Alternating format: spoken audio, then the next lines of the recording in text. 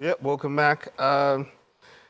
Okay, I just saw this one by the side, but now we'll talk about this some other time. Somebody was inspired by our star and is in school. But we have something quite interesting, yeah? Winfrey has the deeps on two very interesting stories. How far can you go for what you love, Winfrey, yeah?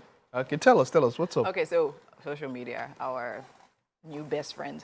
I was scrolling and then I saw this lady crying.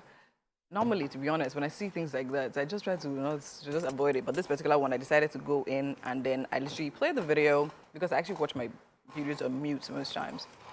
So she was crying because she said she was also on social media one day and she actually saw a video of a lady lamenting, talking about how, she literally found some fetish items in her boyfriend's house and all of that. She was even saying to herself that, now, wow, like, where do people find all these men to date that are literally using church? She said she saw some fetish things with her picture there and everything. She was like, So something just told her that when she gets back to her boyfriend's place, she should actually go and check the house. She said, scattered everywhere. The room was actually really scattered. She actually scattered everything. She was even about to give up that. She's not looking for anything, Joe. Why is she doing that? And then something just told her that, I remember that safe he told you is put on top of the wardrobe. Yes, that one that he says money is inside, that she should break it. She now called her carpenter that whether the carpenter has exactly the same safe. She said, okay, fine, you should make the same safe for her. She now decided to break it because she wanted to replace it after. She now broke it, see? What kind of safe does carpenters to break? No, it's that wood one now. The one is constructed. It's not safe, it's colo. She said she broke it, and then she saw some fetish items. She saw some things tied with red cloth and all of that. But most importantly, she saw a picture with her name on it, front and back. They folded it. She now saw 1,000 naira and her underwear. They used to tie it. Just 1,000 naira? It's 1,000 naira. They used to tie the underwear. So she was now wondering that.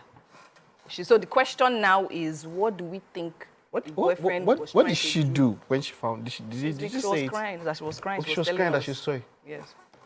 So that's another question. She said that what she doesn't know what to do now. One, two, what is it? Whether it was her, he was using to make money and all of that. So she's at a point of dilemma. So we had to advise her. What should she do, and what do we think the boyfriend was using all those items for? So you see, there's a lot with how you grew up. We grew up with prayers for, for things like this. Like, we understand the fetish in some ways. I feel like there's somebody who maybe grew up in an environment where everything was reasoned out scientifically. If you tell the person about the fetish or practices like that, the person might be like, they don't really have any effect. But we are conditioned by how we grew up. So a lot of us have come to say, don't stir the hornet's nest. So like, just leave it, But this is, it is quite, I mean, when I think about it, I'm thinking about the films we watched growing up. And then when we hear those kind of things, they don't tie our destiny, because that's the next thing now. Me, I'm asking, how much is this destiny saved? What we used it for? But it is quite, if you grew up that way and all that, it is going to shock you. And because, of course, the social media, for her to have brought this out, in some ways, it's some sort of a protection, because if there was no social media, maybe she accosted, you're thinking that maybe could the guy cause bodily harm? What is that for? Is he doing it because he loves her? Or is he doing it because He wants to use her for rituals. I don't know. I don't know. Well, there are different ways to look at it. Because some women might say, okay, maybe he's tying her down so that if she's a fine girl, doesn't want other guys to see her, or one thing. The issue is this. But I don't know, Wifi, is it a crime? If someone saw that thing and took it to the police legally, do you have any case against such a person? By law, at least when I studied it, it actually isn't a crime. So now the law does not recognize jazz. And that's why we say a lot of our laws literally need to be reformed. I don't know. Reformed to recognize jazz. No, my point is that we are Nigerians, right? And we say, fine, what are our roots? Okay. Do you understand? So my point, even my thinking, there are different ways to see it. But then again, we are a traditional society. Some people, this is what they really believe in. They don't know any other way. Do you understand? If the girl was also a traditionalist on her own part, maybe she will have her own jazz. And maybe then they should go to the village oracle to sort it out. Yeah, they should not go to the courts, because like you said, the court is based on, the law does not recognize jazz. Because the law is based on evidence.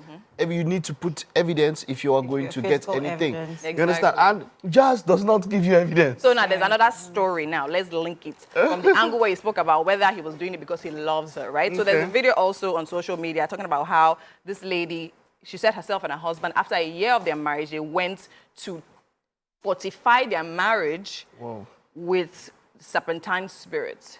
So during that fortification, 2 snakes were brought, 2 pythons, right? A female and a male. The male represented her, the female represented the husband. So she said the idea was to save us to this morning. was to save the marriage from anyone that wanted to break it, right? So now, the repercussion, I would think that the repercussion would be that, okay, any of them that cheats, something will happen to them or something. However, that's not the repercussion. She said her husband has cheated on her 4 times since they did that, and 3 of the exes die. Then the present one that's not yet died has cancer and isn't in the dustbin. She said she's happily married and she believes it has worked for her because her goal is for the marriage to not be separated. Not for her husband not to cheat, for the marriage to not be separated. So what of who the woman cheats on? Like, I don't know, it's anybody, they said anybody, you cheat on this side, that one. You cheat on this side, that one. So what do the Yorubas call it? They have a name for it or so something? that one you would jump to. There's Mago. That's Mago. Right. It's not the one that you jump you together. also know that people will go to whatever extent they want to keep a relationship to, in regards to the couple here. Yeah. And then, you also asked earlier on, the things she did, was it to preserve their love so that she doesn't, so that the relationship doesn't break up, or was it a relation for ritualistic purpose, which she doesn't know? I would tell the girl, Auntie, maybe you should. I think she needs to also confront the guy to also find out, yes. Things are kind of obvious. She needs to confront because she's not exactly sure. So let him explain, right? Because she needs that closure. If not, she's going to keep crying on social media. And social media is not going to give her that help that she's seeking. What if she confronts him and he literally does something bad? That's the first step. That's the first step. Let her confront it with, people around. Let her, we know how to do these things now, but because I'm sure social media is not the only platform she has used or the only medium she's used in seeking help. She would have sought her family members. People would have given her different advice on, on how to handle this. But in this kind of thing, you need to. Wisdom is profitable to direct in this sort of situation. So first, I think you need to address your boyfriend and ask what the situation is. All of these things. You're even lucky concept that you found it. Maybe this is God's way of even delivering you from the bondage that you have been in. Then secondly, you go to the mountain top because that's all. Because this is a spiritual matter, obviously. Yeah. So yes, because we've also had instances. We say spiritual. We are a traditional society. We also have people who go to the mountain top to pray for, to keep their relationships. To have kids as well. Different things. So as much as there's also the traditional angle, there's also the religious angle to it. Yeah. War room. Now my issue is with that second story, right? So now both parties are aware that any third party dies or has misfortune, right? However, you still go ahead and still. So is it not wickedness now? I think that man is wicked. Exactly. Like seriously, because is that not outright? Why is he the one breaking that vow? And why is nothing happening to him? But if she had ever broken the vow, and somebody had died, would she come out to say it? No, my point, she said it that anybody outside dies. Did she talk about her own? She didn't talk about her own. She just spoke about her own. If she broke that vow, well, and we know somebody men are died, usually prone would she to come out and... No, men are prone to be caught. Wow. You are not more prone. Another yes, it is changing. It's just that they catch men more. It doesn't mean that men go outside more. Yes. They used to catch men more. It doesn't mean women these days, they don't used to play. Okay, you know what? I'm not going to counter that because even according to statistics, Nigerian women have been known to be the most unfaithful women. But in this regard, now, but have you got to gym? Nigerian woman, other gym instructor. We don't know if this is. That's not the point. The point is that he did it 4 times. They are dying. You are still doing it. That's the issue. Not whether I feel like that man is on a vendetta. No, like literally. See, this was like. And another angle I see it from is that, they are snakes, right? They need to be fed. So in my understanding, even if he's not doing it to declare, it's possible that It's a spiritual snake. Is, The type that has to chop 36 million. not say it's They don't used to feed that That one type. is physical. They don't used to feed that Yes, it's spiritual. I guess it's refreshment from the spirit world. It's not from the physical world. Yeah, but the point is this: the extent people will go to keep what in quote what they hold precious to them and all. And the I would say- implication of that type of covenant on the kids going forward. And what if they decide to leave each other? What will happen to the snakes?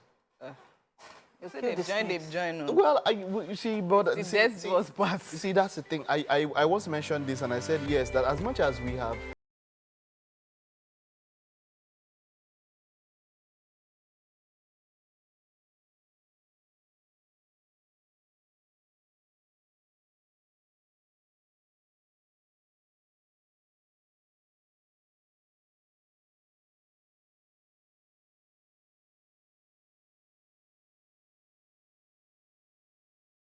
swear by Shongo before they get into this thing. Think about, I'm just saying, think about it.